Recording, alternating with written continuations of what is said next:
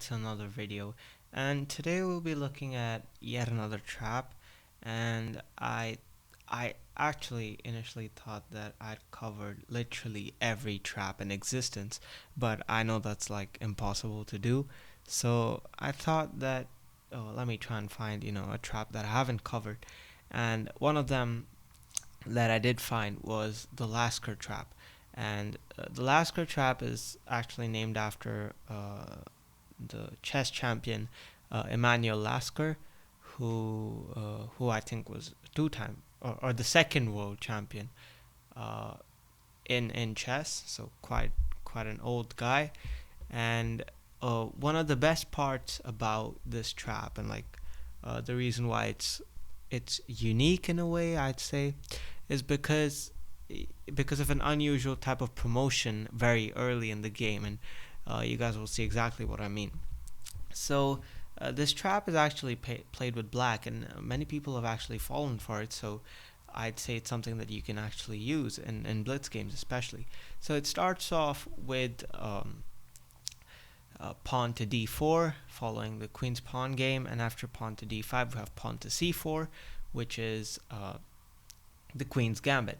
And the Lasker trap only works if you respond as black, because this trap is with black. If as black you respond with the Albin Countergambit, which is pawn to e5. Now, in the Albin Countergambit, you actually have two moves which white can play. One move is d cross e5, and the other move is c cross d5. Now, if white takes c cross d5, actually there are many more moves. Like I've seen knight to c3 being played. I've even seen e3 being played here, and I think knight to f3 is also a move.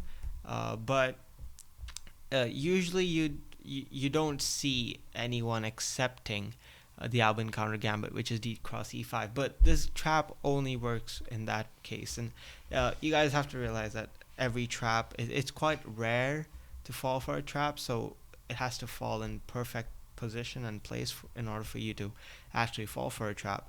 And with my experience, I've fallen for many traps. Touch wood, I don't play the Albin counter gambit, so I've never played d4 in an actual tournament in my life, so I've never fallen for this type of trap. But yeah, I just say there's still possibilities always. So after d cross e5, black pushes pawn to d4 because black doesn't want to capture, because after this it's just a bad position for black to have.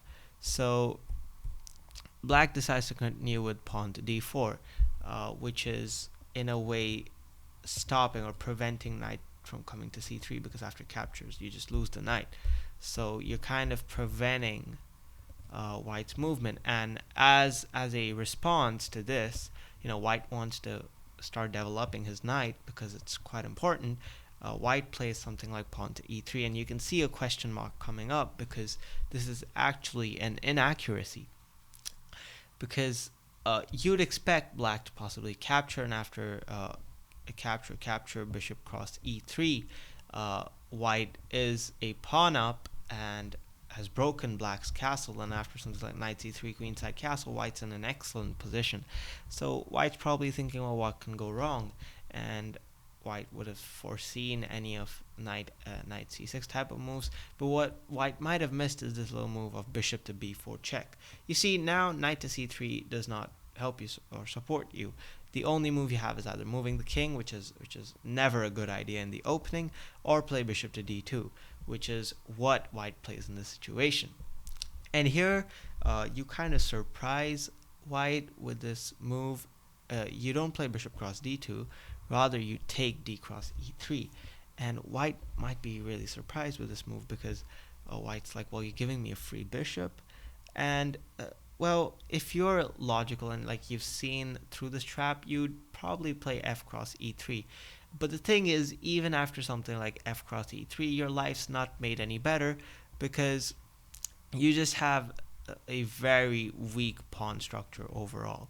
And I could say bishop cross d2 looks like a good move, but I don't recommend it. I'd say you'd rather be thriving here if you play something like maybe knight to c6, and after captures, you capture knight cross b4.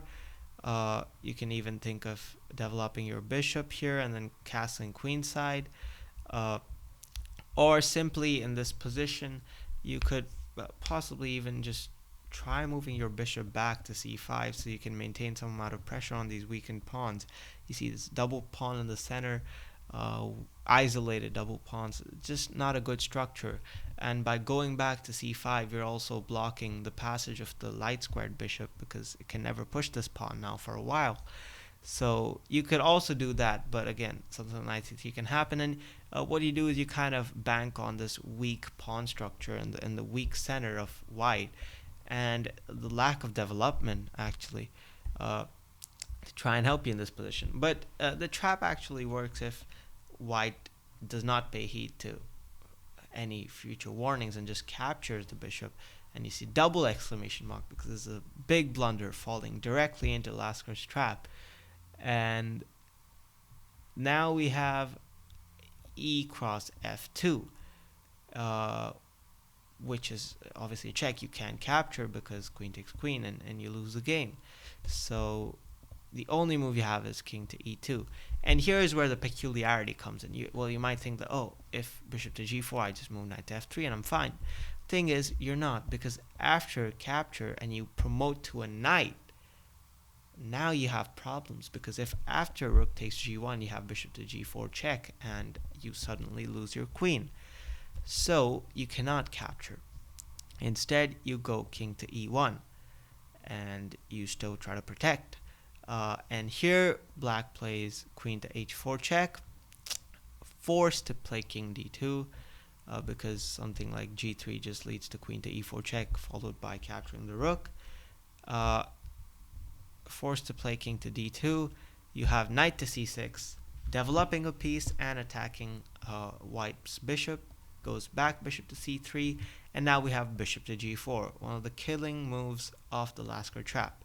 Now if white chooses to move the queen to something like queen c1, we just have queen to f2 check, and after king to d1 we have bishop to f5 checkmate.